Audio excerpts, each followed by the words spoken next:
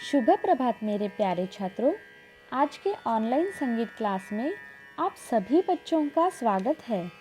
संगीत विषय को आरंभ करने से पहले संगीत शब्द के गहनता को हमें ठीक से समझना होगा कि संगीत क्या है, संगीत की परिभाषा क्या है, उसका उगम कहाँ से और कैसे हुआ।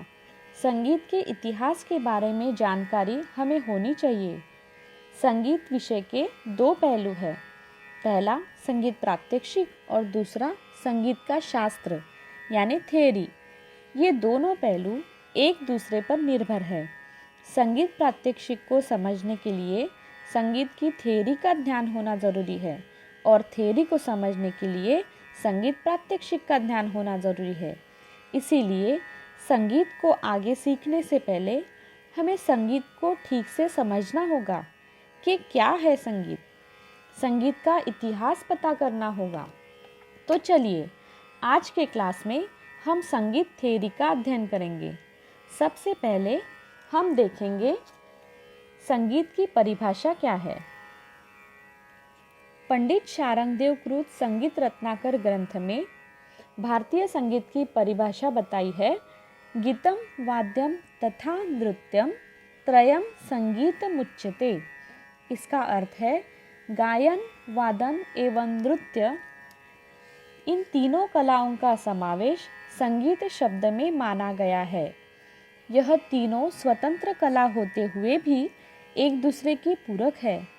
यह हुई संगीत की परिभाषा।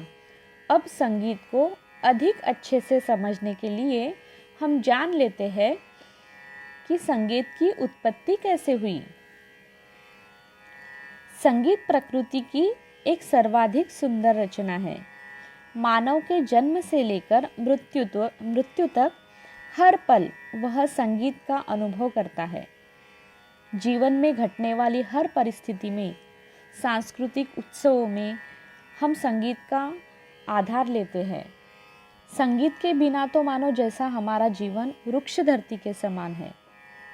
ऐसे संगीत के उत्पत्ति के बारे में कई प्राचीन विद्वानों ने अपने सखोल अध्ययन के बाद अपने अपने ग्रंथों में कई अलग अलग मान्यताएं लिखी है। स्क्रीन पर दिखाए गए फोटोज से हमें आदि मानव काल के संगीत और सांगीतिक वाद्यों के सबूतों से पता चलता है कि संगीत आदि मानव काल से ही पृथ्वी पर अस्तित्व में है और प्राचीन गुफाओं की दीवारों पर मिली वाद्यों की चित्रकारी, मूर्तियों पे मिली कलाकारियों को देखकर संगीत के संशोधकों ने भी अपने अध्ययन से कई भिन्न भिन्न मत प्रदर्शित किए हैं। इन सभी बातों को समझने के लिए हमें भारतीय संगीत के इतिहास को समझना होगा। तो चलिए एक शॉर्ट फिल्म के जरिए आपको भारतीय संगीत के इतिहास के बारे में बताती हूँ। इतिहास भारतीय संगीत का। संगीत का उगम कैसे हुआ ये जानना मुश्किल है, क्योंकि उसकी शुरुआत लिखित इतिहास के पहले की बात है। कई लोगों का ये मानना है कि संगीत का आरंभ हुआ प्राकृतिक ध्वनियों और लयों से। शायद आदि मानव ने चिड़ियों के चहकने से और बंदरों के दो लकड़ियों के टुकड़ों से ध्वनि निर्माण करने के बर्ताव से प्रेरणा ली हो और उसी का अनुकरण करने पर उसे संगीत का अनुभव हुआ हो।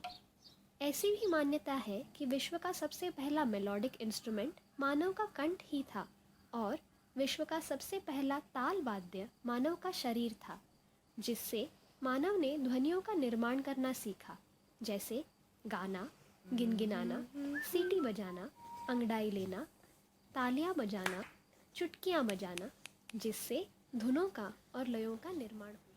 कई मानते हैं कि संगीत यह देवियों और देवताओं की देन है। भारतीय संगीत पर हिंदू पौराणिक कथाओं का ज़्यादा प्रभाव है, जिनके अनुसार ब्रह्मदेव ने 4 वेदों का निर्माण किया: ऋग्वेद, यजुर्वेद, सामवेद और अथर्ववेद। इनमें से सामवेद यह संगीत का वेद है। ब्रह्मदेव ने संगीत का ज्ञान भगवान शिव को प्रदान किया, जिन्होंने उसे सौंपा माता सरस्वती के हाथों, जो कि विद्या और शिक्षा की देवी है। माता सरस्वती ने संगीत की विद्या नारद को दी, जिन्होंने आगे जाके उसे सिखाया गंधर्वों, अप्सराओं और किन्नरों को। इसी कारण नारद मुनि को संगीत को देवलोक से पृथ्वी लोक पर लाने का श्रेय दिया जाता है। कई जन मानते हैं कि भगवान शिव, जो स्वयं नटराज हैं, उन्होंने रुद्र वीणा का निर्माण किया। उनकी प्रेरणा थी देवी पार्वती की सोती हुई छवि। ऐसा कहते हैं कि उन्होंने ही राग भैरव, मेघ, दीपक, हिंडोल और श्री की रचना की। भारतीय संगीत, खासकर हिंदुस्तानी संगीत पर फारसी संगीत का भी बेहद प्रभाव है। एक फारसी कथा के हिसाब से हज़रत मूसा को एक जादुई लकड़ी का टुकड़ा मिला और उसी क्षण आसमान से आकाशवाणी हुई, जिसने उसे उस लकड़ी के टुकड़े को नज़दीक के पत्थर पर तोड़ने का आदेश दिया। ऐसा करने पर लकड़ी के 7 टुकड़े हुए, जिनमें से 7 धाराएं बहने लगीं और इन्हीं में से 7 स्वरों का निर्माण हुआ। ऐसी भी कहावत है कि एक जादुई पक्षी था जिसके चोंच पर 7 छेद थे और इन्हीं में से 7 स्वर पहली बार बजने लगे। भारत के इतिहास को 3 भागों में बांटा जा सकता है: प्राचीन काल, मध्यकाल और आधुनिक काल। प्राचीन काल में ही भारतीय संगीत का बीज बोया गया था, लेकिन इसी प्राचीन काल के अपने आप में 3 हिस्से हैं: प्री हिस्टोरिक काल, प्रोटो हिस्टोरिक काल और हिस्टोरिक काल। प्री हिस्टोरिक वो काल है जिसमें रिटन रिकॉर्ड्स नहीं होते, जैसे कि पाषाण युग यानी स्टोन एज। प्रोटो हिस्टोरिक वो काल है जिसके रिटन रिकॉर्ड्स तो मौजूद है, पर उनको हम अब तक समझ नहीं पाए हैं, जैसे कि सिंधु घाटी सभ्यता। हिस्टोरिक वो काल है जिसके रिटन रिकॉर्ड्स हैं और वो हम समझ गए हैं। वैदिक काल से लेके अब तक का काल इस श्रेणी में आता है। प्री हिस्टोरिक और प्रोटो हिस्टोरिक काल में संगीत की परिभाषा क्या थी, ये समझ पाना मुश्किल है, क्योंकि ना ही हमारे पास रिटन रिकॉर्ड्स का आधार है, ना ऑडियो रिकॉर्ड्स का। पर हमारे पास उस काल के ऐसे कुछ आर्टिफैक्ट्स हैं जो उस वक्त के सांगीतिक संस्कृति पर प्रकाश डालते हैं।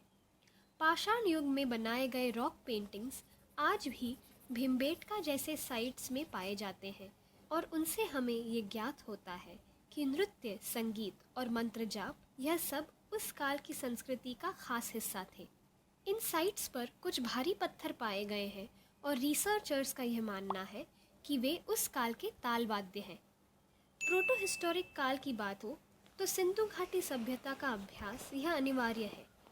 उस काल के तावीज़, मुद्राएं और खिलौने, इनको देख ये समझ आता है कि अनेक वाद्य हुआ करते थे, जैसे कि लकड़ी और धातु से बनाए हुए तंतु वाद्य, मिट्टी से बनाई हुई सीटियाँ और झांझ और कुछ ताल वाद्य भी।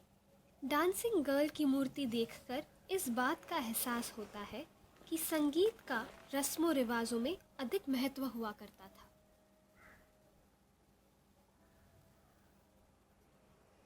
तो ये थी संगीत के इतिहास के बारे में कुछ मान्यताएं। मेरे प्यारे बच्चों, आशा करती हूँ कि अब आपको संगीत की उत्पत्ति और इतिहास के बारे में दी गई जानकारी से अच्छे से समझ में आ गई होगी। आज के क्लास में बस इतना ही। अगली क्लास में फिर मिलेंगे एक नए टॉपिक के साथ। तब तक के लिए धन्यवाद।